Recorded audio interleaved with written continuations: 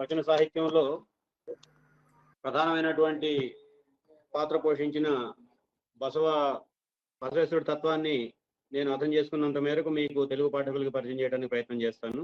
ముందుగా ఈ బసవేశ్వరుడి తత్వాన్ని అర్థం చేసుకోవడం కోసం ప్రయత్నం చేస్తున్న తెలుగు పాఠకులందరికీ ఈ అవకాశం ఇచ్చిన మీ అందరికీ ధన్యవాదాలు తెలియజేస్తున్నాను. బసవేశ్వరుడి తత్వాన్ని గురించి వర్ణించడానికి ఒక పద్యాన్ని మనం ప్రస్తావించుకోవచ్చు. ఆయన సాంగత్యంలో ఉన్నటువంటి అల్లందేవ్ అనే వ్యక్తి రాసినటువంటి పద్యం. అది అజ్ఞానపు ఉయ్యాల ఊగుతున్న తల్లి గురించి మాట్లాడతాడు. ఆ ఉయ్యలకి 4 కాళ్ళు 4 తాళ్ళు ఉంటాయి. ఈ 4 తాళ్ళని ఆ ఉయ్యాలకు ఉన్నటువంటి 4 తాళ్ళని తెంచకపోతే ఆ ఉయ్యాల్లో ఉన్నటువంటి శిశువుకి జ్ఞానోదయం కాదు. జ్ఞానోదయం అంటే వాస్తవాలు తెలుసుకోవడానికి అవకాశం లేదు, బసవేశ్వరుని దర్శించుకోవడానికి అవకాశం లేదు అనేది.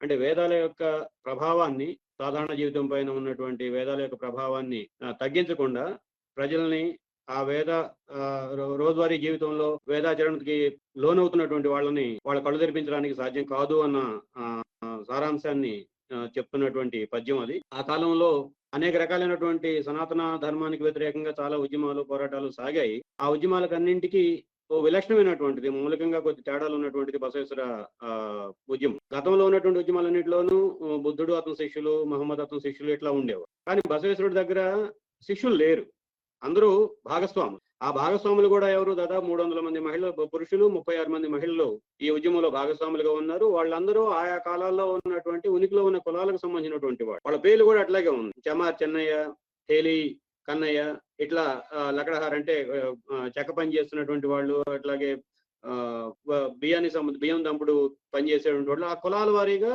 ఆయా వ్యక్తులు ఈ బసవేశ్వరుడి ఉద్యమంలో భాగస్వాములుగా ఉన్నారు. అందువల్లనే మనం ఈ ప్రాంతంలో అంటే కర్ణాటక ప్రాంతంలో వీళ్ళందరినీ కలిపి ప్రస్తావించేటప్పుడు బసవేశ్వరుడు ఆయన కామ్రేడ్స్ అని చెప్పి పిలుస్తూ ఉండేవాళ్ళు. ప్లీజ్ మిత్రులారా, ఆ కాలంలో జరిగినటువంటి అనేక చర్చలన్నీ వాళ్ళు అనుభవ మండపం అనే వేదిక ద్వారా జరుపుకునేవాళ్ళు. వాళ్ళ దగ్గర ఉన్నటువంటి జరిగే సమావేశాల్లో జరిగే చర్చలు, వాళ్ళు నిర్వహించే సమావేశాలు జరిగే చర్చలు ఏదో ఆధ్యాత్మిక చర్చలు, మేధో మదనాలు లేదా వేద పారాయణాలు ఇవి కావు. దాసోహం అన్న పద్ధతిని తీసుకొని, దానం మనందరికీ తెలుసు. దానం సనాతన ధర్మం ఆచరణలో ఒక ముఖ్యమైనటువంటి భాగం. అంటే మన దగ్గర ఉన్నటువంటి మనం సంపాదించింది మనం తినంగా మిగిలింది, లేదంటే మనం మొక్కుగా పెట్టుకున్నది మరొకరికి దానం చేయాలి. ఆ దానం గ్రహీతలు సందర్భాలను బట్టి మారుతూ ఉంటారు, దేవుళ్ళని బట్టి మారుతూ ఉంటారు. కొన్ని సందర్భాలు దేవాలయాల్లో ఇస్తారు. ఆ సాంప్రదాయాన్ని పక్కన పెట్టి వీళ్ళు దాసోహం అనే సాంప్రదాయాన్ని తీసుకు. దాసోహం సాంప్రదాయం అంటే ఏమిటి? ఆ రోజంతా కలిసి పనిచేసినటువంటి వచ్చిన దానికి ఫలితం, ఫలితం శ్రమ ఉమ్మడిగా చేస్తారు, అట్లాగే ఫలితాన్ని కూడా ఉమ్మడిగా అనుభవిస్తారు. నీకింత నాకింత అని కాదు. అక్కడ ఉన్నటువంటి అనుభవ మండపంలో ఉన్నటువంటి వాళ్ళందరూ కలిసి పనిచేస్తారు. ఆ వచ్చిన సంపాదనని కలిసి ఖర్చు పెట్టుకుంటారు. ఆ పద్ధతిని దాసోహ పద్ధతి అని చెప్పి తీసుకొచ్చి మొట్టమొదటిసారి భారతదేశ సాహిత్యంలో, అందులోని వచన సాహిత్యంలో మాతృభాషల్లో రాయటం అన్నది కర్ణాటకలో మొట్టమొదటిసారి ఆ కాలంలో 12వ శతాబ్దంలో మొదలైంది. అప్పటి వరకు సంస్కృతం, ఛందస్సు, వ్యాకరణం, లిప్త, మాత్ర ఇవన్నీ ఉంటేనే దాన్ని సాహిత్యంగా గుర్తించేవాడు. అవన్నీ కూడా రాజులను పొగొట్టడానికో, రాజస్థానాల్లో ఉన్నటువంటి వాళ్ళని కీర్తించడానికో, అంతఃపుర కథనాలు వర్ణించడానికో ఉపయోగించే భాష. కానీ బసవేశ్వరుడు వచ్చిన తర్వాత మాండలికంలో, ప్రాంతీయ భాషల్లో, కన్నడలో మొదటిసారి సాహిత్యాన్ని, వచన సాహిత్యాన్ని సృష్టించారు. ఆ వచన సాహిత్యం ఇక్కడ మరో విషయాన్ని కూడా తెలుగు పాఠకులకి, అంటే తెలుగు వారికి కృతజ్ఞతలు చెప్పుకోవాల్సిన అవసరం ఉంది. బసవేశ్వర పురాణం మొట్టమొదటిసారిగా ప్రచురణ అచ్చయింది తెలుగులో. ఆయన సాహిత్య కార్యశాల అంతా కూడా కన్నడలో అయినప్పటికీ ఆయన సోమనాథుడు రాసినటువంటి రచన తెలుగులో రాశాడు. దాని తర్వాత ఆయనకి ద్విభాషా పాండిత్యం ఉంది కాబట్టి, 2 భాషల్లోనూ పాండిత్యం ఉంది కాబట్టి కన్నడలో కూడా రాసుకోవచ్చు. కాబట్టి ఆ రకంగా బసవేశ్వరుడు యొక్క కీర్తి ప్రతిష్టలు, సాహిత్యం పరిచయం కన్నడ ప్రజల కంటే ముందు తెలుగు ప్రజలకు పరిచయం. ఇది ఒక ప్రత్యేకమైనటువంటి సందర్భం. దీంతో పాటు ఈ బసవేశ్వర సాహిత్యం ప్రచారంలో ఉన్నప్పుడు, ఉనికిలో ఉన్నప్పుడు, ఒక రకమైనటువంటి ఆధిపత్య సంస్కృతి రూపంగా ఉన్నప్పుడు జరిగినటువంటి 2 పరిణామాలని మీనాక్షి గారు చెప్తున్నారు. ఒకటి కులాంతర విలోమ వివాహ వ్యవస్థ అని చెప్పి అన్నారు వాళ్ళు. ఆ విలోమ వివాహ వ్యవస్థలో అంటరాని కులంలో పుట్టినటువంటి అబ్బాయికి అగ్రవర్ణాలు అంటే బ్రాహ్మణ కులంలో పుట్టినటువంటి మధువర్ష అనే అమ్మాయిని హరళయ్యకి మధువర్షకి జరిగినటువంటి కులాంతర వివాహం ఆ రోజుల్లో ఒక విప్లవం. అటుల వాళ్ళకి తావు పునాదులు వేసినటువంటి వాడు బసవేశ్వరుడు. అంతేకాకుండా ఈ అంటరాంతనాన్ని రోజువారీ జీవితంలోనూ, సాంఘిక జీవితంలోనూ, సామాజిక జీవితంలోనూ రోజువారీ కనిపిస్తున్నటువంటి అంటరాంతనాన్ని పదే ప్రశ్నిస్తూ అనేక వచన సాహిత్యాలని సృష్టించాడు. అందులో ఒకటి గుడికి సంబంధించింది. గుడి ఉండే స్థలము, భూమి, మట్టి ఒకటే మట్టి. అట్లాగే అంటరాంత పల్లె, అంటరాని వాళ్ళు అని చెప్పి పిలుచుకునే పల్లె ఉండే మట్టి ఒకటే మట్టి. గుళ్ళో అభిషేకానికి ఉపయోగించే నీళ్లు ఒకటే, అట్లాగే ఇతర శుభ్రం చేసుకోవడానికి ఉపయోగించే నీళ్లు ఒకటి. దాన్ని అశుద్ధం అని చెప్పని అంటాము. గుళ్ళో అభిషేకానికి ఉపయోగించే నీళ్ళేమో తీర్థజలం అని చెప్పని అంటాము. గుడి ఉన్న స్థలాన్ని పవిత్రమైనదిగా భావిస్తాము, పల్లె ఉన్న స్థలాన్ని అపవిత్రమైనదిగా భావిస్తాము. ఈ వ్యత్యాసాలు ఎందుకు తలెత్తుతున్నాయి? వీటిని రూపుమాపకుండా మనం సమాజాన్ని ఎట్లా ముందుకు తీసుకెళ్ళగలుగుతాము? కుల వ్యవస్థలో ఉన్నటువంటి అసమానతలు, వర్గ అసమానతలు, లింగ అసమానతలు, వీటన్నిటికి వ్యతిరేకంగా అనుభవ మండపం వేదికగా విలువైనటువంటి సాహిత్యాన్ని సృష్టించిన చరిత్ర, ఉద్యమం బసవేశ్వరుడి ఉద్యమం. అదే సందర్భంలో ఆయన ఇంకా ఒక ప్రేరేపణకు సంబంధించినటువంటి సాహిత్యాన్ని కూడా రచించారు. దళితులను ఉద్దేశించి మాట్లాడుతూ, నువ్వు అన్ని చెప్పుకుంటావు, నీ కృషి, త్యాగం, కుటుంబం అన్ని చెప్పుకుంటావు, కానీ గుళ్ళోకి వచ్చి గోత్రం దగ్గరకు వచ్చేటప్పటికి నువ్వు మాట నువ్వు నోరు పెగలదేమిటి? ఏమి ఇబ్బంది వస్తుంది నీకు? నా చెమరయ్య చెమార్ చెన్నయ్య గోత్రం అని చెప్పొచ్చు కదా, లకడహార్ దాస్మయ్య గోత్రం అని చెప్పొచ్చు కదా, వీళ్ళే కదా నీ వారసులు. అంటే మనం భూమిపుత్రులు అని చెప్పని అంటాం కదా, ఆ భూమిపుత్రులు వీళ్ళే కదా, వీళ్ళే నీ వారసులు కదా, వీళ్ళ వారసు. మిత్రులారా, అనుభవ మండపంలో మామంటాం మన సీటింగ్ అరేంజ్మెంట్ అంటాం కదా, ఆ సీటింగ్ అరేంజ్మెంట్ చూస్తే కనుక మొట్టమొదటిసారిగా 12వ శతాబ్దంలోనే మహిళలకు ముందు పీటిన కుర్చీలు వేసి కూర్చోబెట్టి ఆ తరువాత పురుషులు కూర్చునే సాంప్రదాయం ఉండేది. ఎందుకంటే అది బసవేశ్వరుడు బ్రాహ్మణుడు, ఆయన చుట్టూ ఉన్నటువంటి వాళ్ళందరూ కూడా ఈ రోజు మనం పిలుచుకున్నటువంటి నిమ్న కులాలకు సంబంధించినటువంటి వాళ్ళు, అంటరాని కులాలకు సంబంధించిన. ఈ వ్యత్యాసం వాళ్ళలో వాళ్ళ గమనిక ఉంది వాళ్ళు. దీన్ని గమనించినటువంటి బసవేశ్వరుడు చెప్తాడు, నా తండ్రి చెన్నయ్య, వాళ్ళ తాత కక్కయ్య, అంటే వేరే వేరే కులాల వాళ్ళు నా బంధువులు, నా గోత్రీకులు, నాతో పాటు కలిసి పనిచేసినటువంటి వాళ్ళలాగా ఉన్న తండ్రి లాంటి వాళ్ళు, తాత లాంటి వాళ్ళు, బావ లాంటి వాళ్ళు, తమ్ముళ్ళు లాంటి వాళ్ళు, వీళ్ళందరూ వాళ్ళు ఉన్నారు. ఇతర కులాలకు సంబంధించినటువంటి వాళ్ళు ఉన్నారు. వయసులో ఈ ఏమంటే బంధాలకి వయసులో పెద్దరికం ఉంటుంది. అక్కడ ఆయన్ని వీళ్ళందరినీ పెద్దరికంలో కూర్చోబెట్టి ఆయన దిగువ స్థానంలో కూర్చొని, మీ అందరికంటే నేను చిన్నవాడిని కదా, మీరు నాకు పెద్దపేట ఎందుకు వేస్తారు అని వాళ్ళల్లో ఒక రకమైనటువంటి సమానత్వం గురించినటువంటి చైతన్యాన్ని కలిగించడం కోసం ప్రయత్నం చేస్తాడు. ఆ క్రమంలోనే ఇందాక చెప్పినట్టు ఆ కళ్యాణ ప్రాంతంలో వివాహ వ్యవస్థలో వచ్చినటువంటి మార్పులు, సామాజిక మార్పులకి దారితీశాయి. అక్కడ కీలకమైనటువంటి పాత్ర పోషించిన అక్కమహాదేవి, అట్లాగే అల్లమ్మ ప్రభు, వీళ్ళిద్దరూ తర్వాత శ్రీశైలం వచ్చి అక్కడ కొంతకాలం నివసిస్తారు. ఈ మొత్తం క్రమంలో వైదికేతర సాహిత్యాన్ని సృష్టించడంలో కీలకమైనటువంటి పాత్ర, ఈ స్థానం ఈ బసవేశ్వర సాహిత్యానికి సంబంధించి ఉంటుంది. ఇప్పటి వరకు ఒక 20,000 వచనాలని సేకరించగలిగాం. ఈ 20,000 వచనాలు కన్నడ మూల భాషలో రాసినటువంటి వచనాలు. అందులో 15,000 వచనాలు కన్నడ బసవేశ్వరుడు ఆయన సమకాలీకులు రాసినటువంటి వచనాలు. మిగతా 5,000 వచనాలు 16, 17, 18 శతాబ్ద కాలంలో రాసినటువంటి వచనాలు ఉన్నాయి. వీటిల్లో మౌలికంగా ఉన్నటువంటి వివిధ భాషల్లోకి అనువాదం చేసి దేశవ్యాప్తంగా ప్రచారం చేసినటువంటి సందర్భం కూడా మనకి తెలుసు. ఇక్కడ ఒక ముఖ్యమైనటువంటి అంశాన్ని కూడా చర్చకు పెడతారు మీనాక్షి గారు, అట్లాగే బసవేశ్వర సాహిత్యం రూపంలో. అక్కడ ప్రధానమైనటువంటి చర్చ దేని మీద జరుగుతుంది?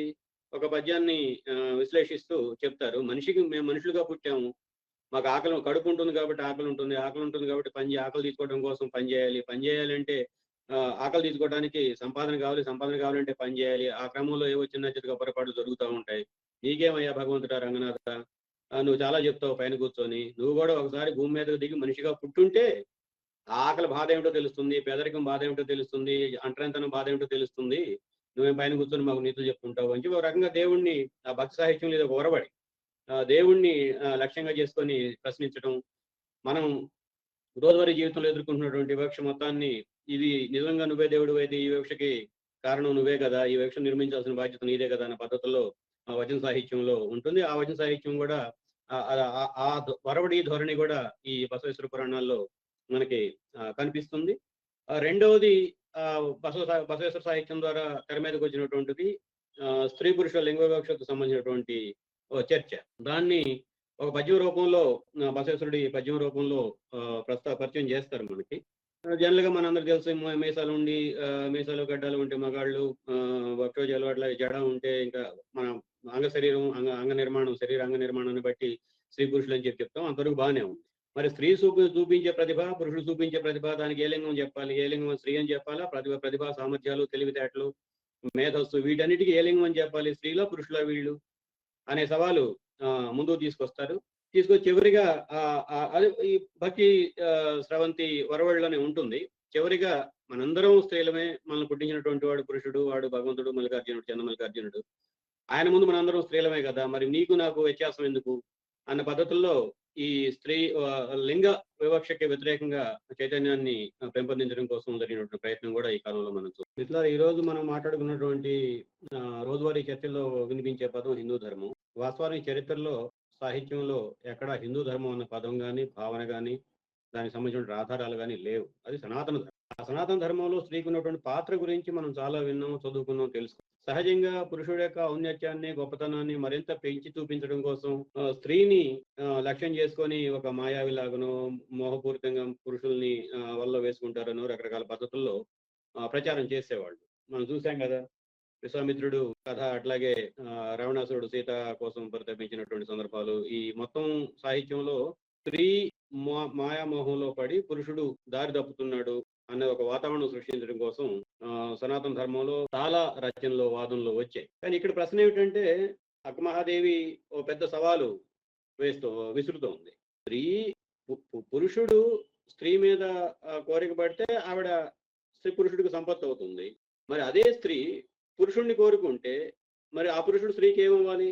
స్త్రీ మీద పురుషుడికి కోరిక కలిగినప్పుడు ఆవిడ్ని తన సంపదగా స్వీకరించో, లేదంటే సొంతం చేసుకొని బలవంతంగా, మన పెళ్లిళ్ళలో రకరకాల పెళ్లిళ్ళు ఉన్నాయి, గాంధర్వ వివాహాలు లాంటి పెళ్లిళ్ళు కూడా ఉన్నాయి. మరి స్త్రీలు అదే పని చేస్తే మరి పురుషుణ్ణి ఏమనాలి? మరి దీనికి సమాధానం చెప్పాలి కదా మీ సనాతన ధర్మం అని చెప్పి సవాలు విసురుతుంది ఉగ్గవ. అట్లాగే శారీరక సంబంధించినటువంటి సుఖ సంతోషాల విషయంలోకి వచ్చేటప్పటికి అక్కడ కూడా స్త్రీని రకరకాల పద్ధతుల్లో తక్కువ చేసి చూపించడం కోసం జరుగుతున్న ప్రయత్నాలని సవాల్ చేస్తారు. ఆ సవాల్ చేసే క్రమంలో సిద్ధరామయ్య ఆయన ఒక పద్యం చెప్తాడు. దాంట్లో ఇందాక చెప్పినట్టుగానే చంద్రమల్లికార్జునుడు సృష్టి ఇదంతాను, అందులో మీరు మేము భాగం, మీకు మాకు ఒకటే కోరికలు ఉంటే ఒకటే ఆ కోరికలు తీర్చుకోవడానికి మీ శరీర సౌష్ఠవాలను బట్టి అవకాశం ఉంటుంది. అట్లాగే దానికి సంబంధించిన నిర్మాణాన్ని వర్ణిస్తూ, నీ ప్రమేయం లేదు, నా ప్రమేయం లేదు, మన ఇద్దరం స్త్రీ పురుషులుగా ఉన్నంత మాత్రాన సమాజంలో మనం విడిగా ఎందుకు ఉండాలి, ఒకళ్ళు తక్కువ ఒకళ్ళు ఎక్కువ ఎందుకు ఉండాలి, ఒకళ్ళ పట్ల ఒకళ్ళు ఎందుకు వివక్ష పాటించాలి, ఒకళ్ళ మీద ఒకళ్ళు ఎందుకు పెత్తనం చేయాలి, దీన్ని సమాధానం చెప్పకుండా సనాతన ధర్మం తప్పించుకోవడానికి అనేక రకాలైనటువంటి వాదనలు తీసుకొస్తుంది. దీన్ని ఆ సనాతన ధర్మం, ఆ వాదనలన్నీ కూడా ఎక్కడి నుంచి వస్తాయి? పురాణాలు, ఇతిహాసాలు, వేదాలు, వీటిల్లో నుంచి వస్తాయి. సో వాటిల్లో ఉన్నటువంటి ఆ చీకటి కోణాల నుంచి నువ్వు బయటపడకపోతే సమాజంలో ఉన్నటువంటి వాస్తవాన్ని గమనించలేవు, నీ చుట్టూ ఉన్నటువంటి మనుషుల్ని సమానంగా చూడలేవు అన్న వాదన ఆ రోజు 12వ శతాబ్దంలోనే బసవేశ్వర సాహిత్యం ద్వారా తెర మీదకి వచ్చింది. మిత్రులారా, బసవేశ్వర సాహిత్యంలో 2 తత్వాలు ఉన్నాయి. ఒకటి పని, రెండోది ఆ పని ఫలితాన్ని అందరూ కలిసి పంచుకోవటం.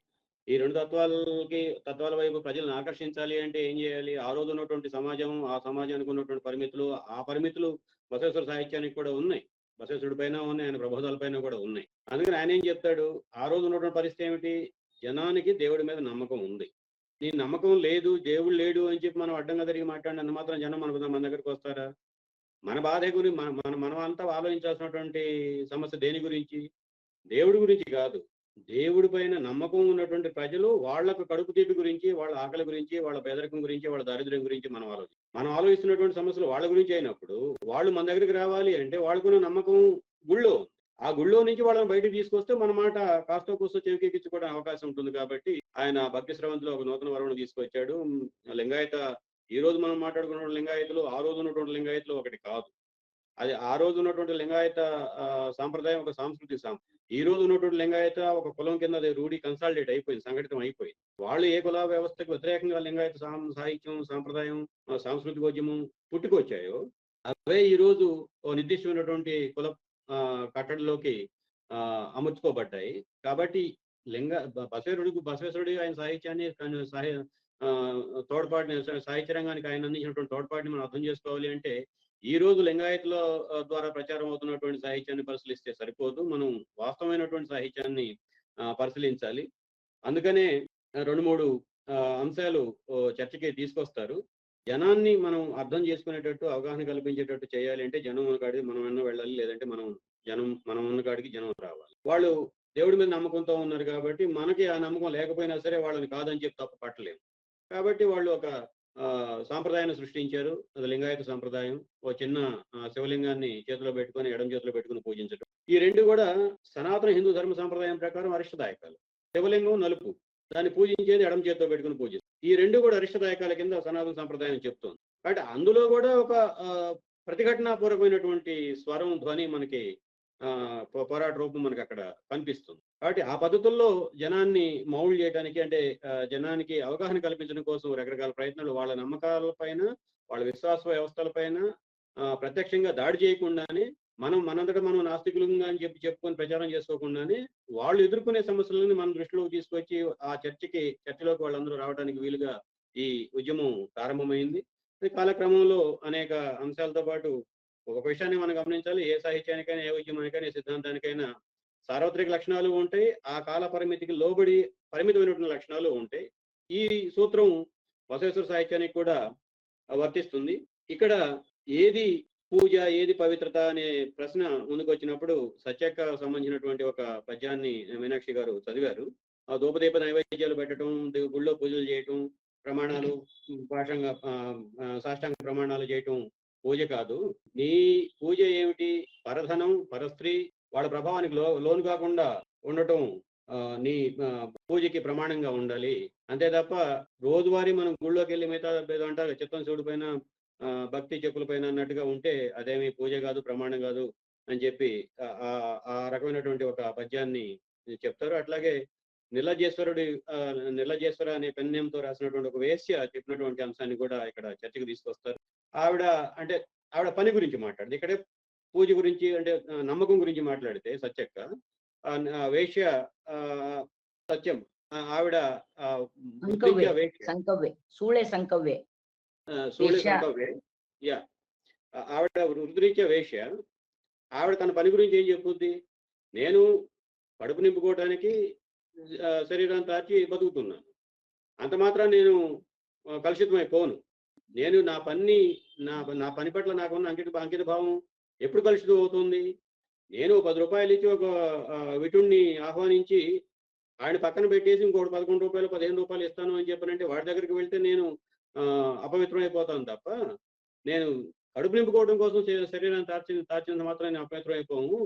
నీకు లేని అపవిత్రత, నీకు లేని సిగ్గు, లజ్జ నాకెందుకు నిర్లజ్జేస్తురా అని చెప్పి ఆవిడ భక్తి స్రవంతిలో ఒక నేరుగానే భగవంతుడిని సవాల్ చేస్తూ రాసినటువంటి పద్యాలు కూడా కొన్ని దొరికాయి. ఈ రకంగా మనం చూసినప్పుడు బసవేశ్వర సాహిత్యంలో లింగ వ్యతిరేకత పోరాటం ఉంది, వర్ణ వ్యవస్థ వ్యతిరేక పోరాటం ఉంది, కుల వ్యవస్థ వ్యతిరేక పోరాటం ఉంది, దోపిడీకి వ్యతిరేకంగా ఉన్నటువంటి పోరాట లక్షణాలు ఉన్నాయి.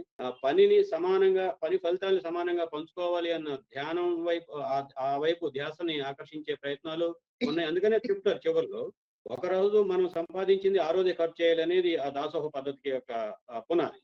అందులో 1 రూపాయి అయినా రేపటి గురించి, ఎల్లుండి గురించి దాచుకున్నా అంటే సంపద పోగు చేసుకోవడం అని చెప్పిన అంటాం కదా. ఒకసారి ఆ సంపద రేపటికి భవిష్యత్తు గురించి ఆలోచించి రేపటి కోసం జాగ్రత్త పేరుతోటి ఈ రోజు నువ్వు సంపద పోగు చేయడం మొదలు పెట్టావు అంటే నువ్వు ఈ లింగాయత సాంప్రదాయంలో ఎమడగలిగేవాడు కాదు అని చెప్పి స్పష్టం చేస్తాం. इसका पूरा सारांश लेके अंत में बोलना है, इतना बड़ा प्रगति और इतना बड़ा साइंटिफिक जो अप्रोच थे, इतना बड़ा एक प्रयोग हुआ था, एक क्रांति हुआ था वर्ग, वर्ण, लिंग, जाति व्यवस्था को नाश करके, उसका निर्नाम करके एक समाज निर्माण करने के। इसके बाद क्या हुआ? उसके बाद में एज यूजुअल जो बौद्ध फिलॉसफी के साथ हुआ था, जो जैन फिलॉसफी के साथ हुआ था, जो लोकायता, चारुवाका इनके साथ हुआ था, वही जो लिंगायत फिलॉसफी थे, आराध्य ब्राह्मण के एक बड़ा झुंड आके इसको एक रिलीजियस रेजिमेंट बनाने की कोशिश 15th सेंचुरी में किया था। जो कुछ भी सनातन रूढ़िवादी के विरुद्ध में उन लोगों ने जो अंधविश्वास के खिलाफ, वेद आगम शास्त्रों के खिलाफ और कर्म सिद्धांत के खिलाफ, कर्म सिद्धांत ये वेरी इंपॉर्टेंट, सनातन धर्म की जड़ है, उसका आधार स्तंभ है कर्म सिद्धांत। ये वचना फिलॉसफी, शरणा फिलॉसफी इस कर्म सिद्धांत को नीचे से उखाड़ लेता हूं, नीचे से। तो बसवेश्वरा बोलते हैं सुख आए तो पुण्य की फल नहीं है, दुख आए तो पाप की फल नहीं है। ये पुण्य पाप दोनों चूहे बकरे की कहानी है, ये छोड़ो। मैं तो आपको भी कुछ नहीं मांगूंगी कूड़ल संगम देवा, किसी दूसरों के सामने भी शरण नहीं हो पाएंगे, क्योंकि मेरा पास मेरा कायक है। जब तक कायक है तब तक आपका जरूरत नहीं है, किसका? भगवान का जरूरत नहीं है। आलम प्रभु तो बोलते हैं ये लिंग पहने वाले एक कुत्ता, पिनाने वाले एक कुत्ता बोलते, वो तो बहुत बड़ा ऊपर से सोच रखता था आलम प्रभु छोड़े।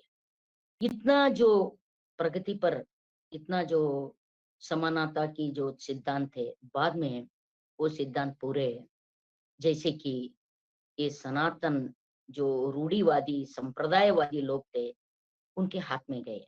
वो लोग इसको अपना एक धर्म के रेजिमेंट स्वरूप उसको करने की कोशिश किया। बाद में इन लिंगायत समाज में मठ मठ ये मठ का स्थापना हुआ है। ये आचार्य शिवाचार्य, उनको ये भूल हो गए कि आचार्य बोल के रखे तो हमारा भी ऊर्जित हो जाते बोलते, जैसे शंकराचार्य मध्वाचार्य, इधर लिंगायत में भी कैंच बसवाचार्य, वो बसवाचार्य, ये बसवाचार्य बोल के करने के लिए वो चेष्टा किया है।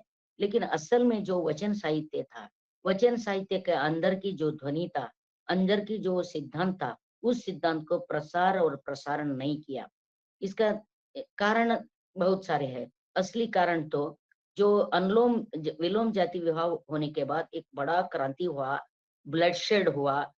एक दो 200 साल तक वचन साहित्य के बारे में कन्नड़ साहित्य में एक भी शब्द नहीं है। इसीलिए बसवण्णा के बारे में फर्स्ट पुराण तेलुगु में रचना हुआ, कन्नड़ में नहीं है, क्योंकि उस जमाने में एक शूटेड साइट ऐसा एक ऑर्डर निकाला था बिज्जड़ के बारे में। बिज्जड़ को उखाड़ के कलचूरी डायनेस्टी खत्म हो गया। फिर सोवी देवा, उसका जो ये था आर्य विक्रमादित्य पोता था, उन्होंने गद्दी हासिल किया। गद्दी हासिल के ये शरणों को पूरे वहां से भगाया, सब किसी लोगों को मार दिया, किसी को भगाया, वचन साहित्य को जला दिया, बहुत कुछ ऐसा ब्लडशेड हो गया। तो लोगों के अंदर भय बैठ गया। 200 साल तक कन्नड़ में एक ऐसा साहित्य रचना नहीं हुआ। 200 साल होने के बाद जब हरिहरा आया, राघवांक आया, तो तब शरणों के पुराण, शरणों को क्या बना दिया है वो लोग? भगवान बना दिया, भगवान के जैसे उसको पुराण में रखने के लिए चालू किया। तो आज तक वो भगवान मानने लगे, शिव का अवतार, बसवण्णा को नंदी का अवतार, अल्लम प्रभु को शिव का अवतार, अक्कमा देवी को पार्वती के अवतार, ऐसा ढालने की कोशिश किया। वो तो होते रहते, भारत जैसा आस्तिक देश में होते रहते। लेकिन हम लोगों को ये समझना चाहिए कि आज हम जो भौतवादी सिद्धांत के ऊपर इस देश में इस लोगों को ये समझदारी लाना चाहते हैं, तो लोगों के अंदर एक समाजवादी सिद्धांत को कायम करने के लिए जो हमने प्रयत्न कर रहे हैं, उस प्रयत्न के लिए हमारे साथ भी परंपरा है। बहुत सारे कन्नड़ा में परंपरा है, तेलुगु में है, बहुत सारे भारत की भाषा में ऐसे परंपरा है। वो परंपरा के अंदर की जो उसका जो पॉजिटिव पॉइंट है, उसका जो अपने साथ जुड़ने वाले जो चीज है, वो जो सिद्धांत है, वो सिद्धांत को अपना चाहिए। वो वचन साहित्य एक रेडीमेड फूड है, हमको ऐसा लगता है। हमको ये नहीं कि उसमें कोई वीकनेस नहीं है बोल के, नहीं, हाँ था वीकनेस और है, रहेगा। लेकिन फिर भी जो भौतवादी सिद्धांत थे, ये आस्तिक फिलॉसफी जरूर है, लेकिन आस्तिक रूढ़िवादी नहीं है, आस्तिक सुपरस्टिशियस अंधश्रद्धा नहीं है, एक वैचारिक संघर्ष के और उसमें स्तर भी है। वो स्तर के हिसाब से आज बसवण्णा एंड हिज कामरेड्स के सभी जितने भी शरण लोग थे, वो शरण भगवान गिगवान मानने वाले बहुत कम थे उधर। तो अपने बारे में विचार करना, एक लास्ट भी एक वचन, एक भापु लद्दे सोमेश्वरा बोल के एक शरण आते हैं, उसका एक ही वचन कह के मेरे बात समाप्त करूंगी। वो बिज्जड़ के आस्थान में जो घोड़े है ना, घोड़े का पालन करता था, घोड़े की जो शिट थे वो साफ करने वाला था। लद्दे बोलते इसमें कन्नड़ा में, जो घोड़ा के शिट है उसको लद्दा लद्दी बोलते हैं, उसको नाम ही लद्दे सोमेश्वरा। उन्होंने बोलता है क्या है, अगर आपको बीमारी आए तो किसी को बुलाओ, फुटकारो, कुछ भी करो। रोग आए तो बेने बंदरे वरलो, आपको बीमारी आए ना, बीमारी आए तो हकार मारो, रो जाओ, रोनो। अगर मरण आया, तेरे को मरने की वक्त आया, चुपचाप मर जाओ। इसमें भगवान की क्या जरूरत है? भगवान के क्यों बुलाते हैं? भगवान को बुला से मरना रुक सकता है क्या? नहीं रुक सकते। फिर क्यों? आपका कायक करो, बीमार है तो रो जाओ, बम बम मारो, कुछ भी करो, अगर मरने के वक्त आए तो मरो।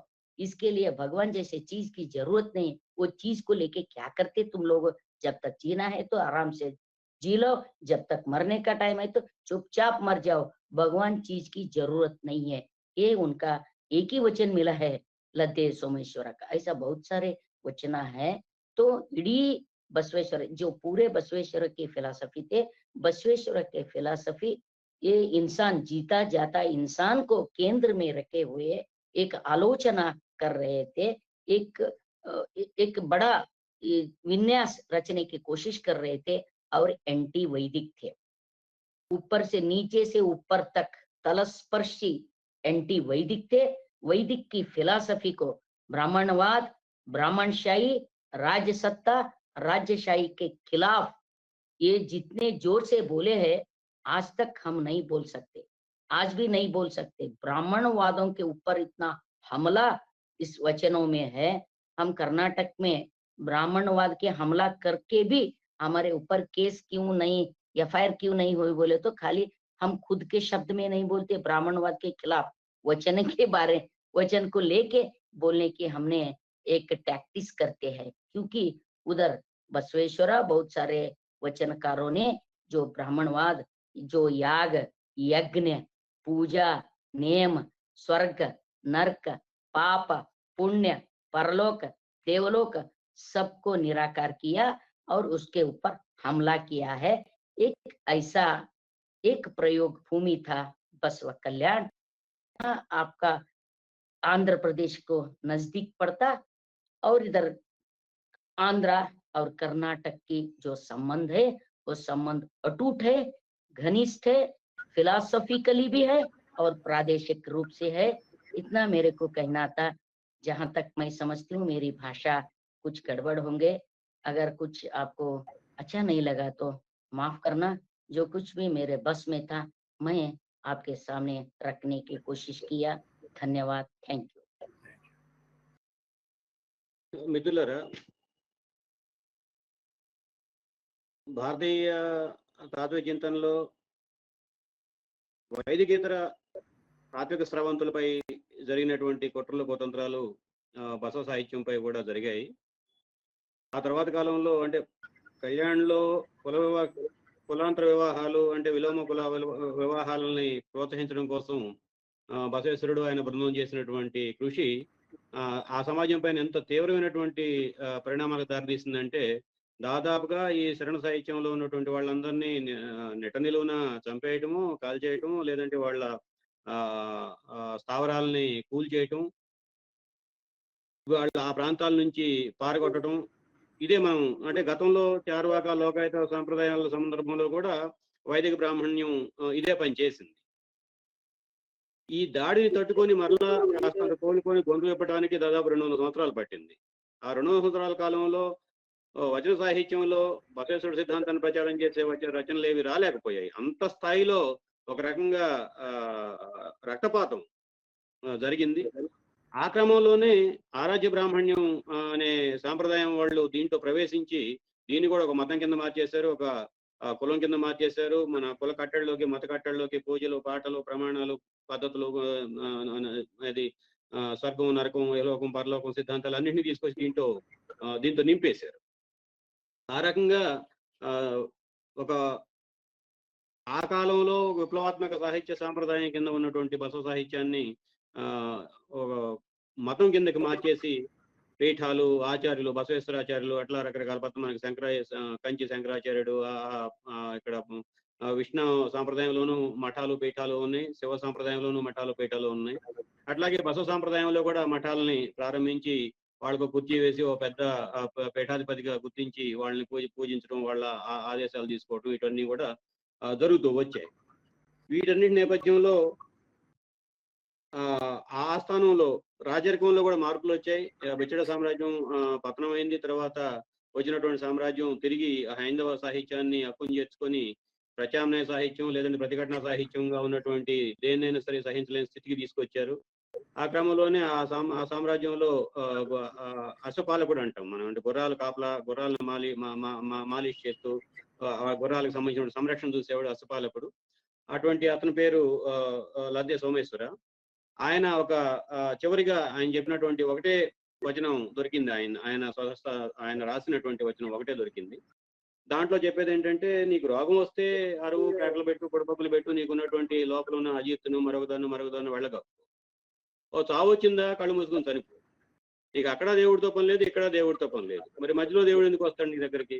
నువ్వు దేవుడి దగ్గరికి ఎందుకు వెళ్తావు అని చెప్పి, అంటే మొత్తం మేడం చెప్పిన దాంట్లో బసవేశ్వర సాహిత్యం కుల వివక్షకు వ్యతిరేకంగాను, లింగ వివక్షకు వ్యతిరేకంగాను, ఆర్థిక అసమానతల వ్యతిరేకంగాను ఒక ప్రగతిశీల సాంప్రదాయాన్ని సృష్టించే ప్రయత్నంలో సాగినటువంటి ఒక విప్లవం.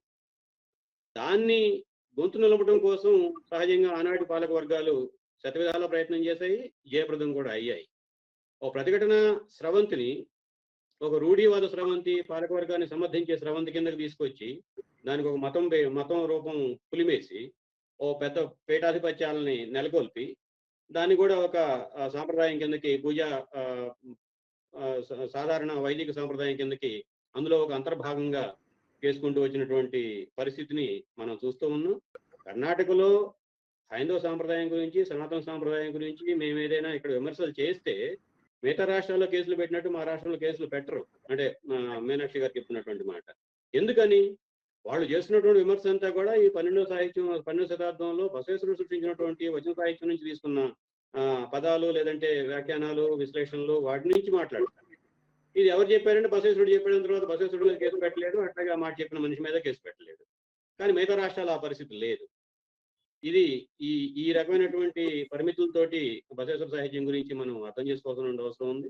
ఈ రోజు సమకాలీన భారత రాజకీయాలలో అన్ని పరిశీలించేటువంటి వాళ్ళు ఏదో ఒక స్థాయిలో బసవేశ్వరుడు సాహిత్యాన్ని కూడా ఉపయోగించుకొని ఇప్పుడున్నటువంటి ఆధిపత్య ఆర్ఎస్ఎస్ సాంప్రదాయాన్ని ప్రతిఘటించడంలో ఒక పావు కింద, లేదంటే ఒక సాధనం కింద, పావు కాదు ఒక సాధనం కింద దీన్ని ఉపయోగించుకోవడానికి ఈ రోజున ప్రెజెంటేషన్ ఉపయోగపడితే ధన్యవాదాలు. ది డిఫరెన్స్ బిట్వీన్ మానవ సేవే మాధవ సేవ అండ్ మానవ శ్రమే మాధవ సేవ. Do you see any difference between these two sayings? Kayakave Kailasa, that is work is worship. Yeah. Manava Seva, it means social work. Kayaka means एक काम करने का, एक खुद एक सशक्त, सदृढ़, अगर सब लोग हो गया तो एक दूसरे का सेवा करने की नौबत नहीं है। सेवा की चांस नहीं देना इस सोसाइटी में। सभी को सदृढ़ होना, सभी को सेल्फ डिपेंडेंट होना, सभी को संपूर्ण होना। ये कैसे हो सकते हैं? आप काया का काम करना और अच्छी तरीके से खाना खाना, अच्छी विचार रखना, एक दूसरे के ऊपर डिपेंड होने की चांस नहीं है। किसी को आपके सेवा करने का और मैं किसी की सेवा करने का चांस नहीं देना। यही तो एक स्वाभिमानी समाज है। ये ऐसा है कायक वर्क इज वर्शिप, सेवा करना। सेवा इट मीन्स इज, जहाँ असमानता है वहाँ सेवा की जरूरत है, जहाँ ऊपर नीचे है वहाँ सेवा की जरूरत है। It also सोशल वर्क की, yeah, यस, आप बोलिए, आप कुछ बोल रहे थे। social work is different and equal society is different. Yes. Okay, yes. We want equal society. These NGOs are doing social work, Samaj Seva, Right. isn't it? Yes, they are doing. And Mathas also doing some social work. Mathas are not doing, some Mathas are doing social work. Yes, I too agree. I too agree. Some sort. थोड़े बहुत वो लोगों ने शिक्षा के क्षेत्र में सेवा किया है, अन्नदासों के क्षेत्र में सेवा किया है, उससे समाज में ज्यादा कुछ परिवर्तन आने वाला नहीं है। उससे कुछ ये रूढ़िवादी संप्रदाय हटने वाला नहीं है। हम भूखे रहना, आप हमको खिलाते रहना, ये क्यों? My point, there is one question is that manual labor is it is shown as a not in it is low down manual labor. नीचे बताए उसको। बसवन्ना फिलॉसफी में मैनुअल लेबर को हाईएस्ट इसमें बताते हैं। यस यस यस, कायक यानी काम, काम सबसे ऊपर है, परी है। काम ऊपर है, काम करने वाला बड़ा है, पूजा करने वाला बड़ा नहीं है। काम करने, कायक, काया मीन्स शरीर, क मीन्स कष्ट। ये शरीर को कष्ट यानी कि पसीना बहा के जो काम करते हैं उसी को कायक बोलते हैं। घर में अगर बैठ के मंत्र जपे तो वो कायक नहीं है। लिंग पकड़ के धूपा दीपा नेमा आरती करे तो वो कायक नहीं है। कायक तो ये है, इस कायक से कुछ ना कुछ उत्पादन होना चाहिए, कुछ ना कुछ वस्तु तैयार होना चाहिए। तो इसलिए अक्कमा देवी बोलते हैं, सांस जो है वो मेरा मंत्र है। उसूरिन परिमಳ विरल कुसुमद हंगे कैया, सांस जो है वो फूल है भगवान के ऊपर चढ़ने वाले। काम करते वक्त जो धूल उठते हैं वो धूल भस्म है। काम करते वक्त जो पसीना छूटते हैं, जो पसीना ही तीर्थ है, दूसरे तीर्थ की जरूरत नहीं है। काम करने के बाद जो खाने को मिलते हैं वो प्रसाद है, ये कायक का है। तो सबसे बड़ा तो डिग्निटी ऑफ लेबर, व्यक्ति गौरव। हाँ। Okay, there was one more question. Yes, sir. There may be so many mathas. Yeah. In Karnataka, this Yeah. Lingayat mathas.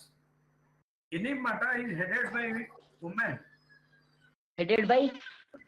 Women. No. Mathas not headed by women. Their own independent matha, which was created by Mahate Mahadevi. माते महादेवी, वो तो अपने खुद का एक आश्रम बना दिया था, उसका वो जगत गुरु बनी थी। तो इसके बाद बहुत सारे औरतें अपने आप को शरणम्मा बोल के कहते, अपने खुद का आश्रम बना दिया, खुद का मठ बना दिया, खुद का प्रतिष्ठाना सब कुछ बना दिया। लेकिन जो परंपरा में जो मठ है ना, अस्तित्व में जो मठ, कोई भी मठ को औरत को अभी तक गुरु बन के चुने नहीं है। थोड़ा बहुत मठ में दलितों को चुने हैं। अपना इलकल मठा है, उधर शूद्र को, दलित को, यानी कि जंगम को छोड़ के, आराध्य जंगम ऐसा लिंगायत में है ना ब्राह्मण जी, उसको छोड़ के शूद्रों को मठाधीश बना दिया है। जहाँ कहीं भी दलितों को मठाधीश बना दिया, औरतों को मठाधीश नहीं बनाया। लेकिन औरत अक्कमा देवी के नाम पर, लिंगायत फिलॉसफी के नाम पर खुद मठा बनाया, खुद गुरु अपने आप को कहलाया। इनको फिलॉसफर, इनके फॉलोअर्स भी हो गए लोग। वो एक स्कोप था लिंगायत में, वो फिलॉसफी में स्कोप था, इसलिए वो लोग इंडिपेंडेंट बन गए, इंडिपेंडेंट बन सके वो। अदरवाइज वो फिलॉसफी में स्कोप नहीं होता है तो नहीं कर सकते थे हम। जो वैदिक में बहुत सारे मठ है, लेकिन कोई भी औरत उधर गुरु नहीं हो सकते। खाली लिंगायत की फिलॉसफी में एक गुरु जैसा अपना एक पोजीशन हासिल कर सकते हैं, लेकिन असल तो लिंगायत यानी बसवेश्वर फिलॉसफी में गुरु अरिवे गुरु, अपने अंदर की जो ज्ञान है वही गुरु। इधर गुरु के लिए एक आदमी का जरूरत नहीं है, कोई व्यक्ति का जरूरत नहीं है। अरिवे गुरु, आचार वे लिंगा, ज्ञान वे जंगमा। Here in Andhra Pradesh and Telangana, या Jangamas are considered to, they are in the backward caste list. Is it the same in Karnataka or they are in the forward caste list? No, of course they are forward caste.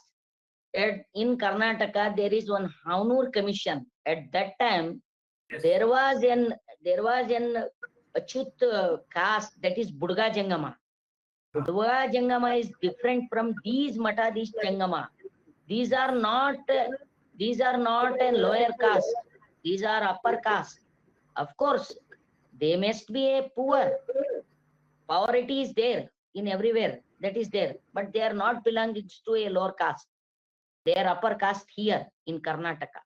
But now they are demanding that they have to consider as a Budga Jangama. This is not fair. This is unfair. Okay. So they will, they wanted to be the status of Budaga Jangama. Just Yeah, for yeah, reservation.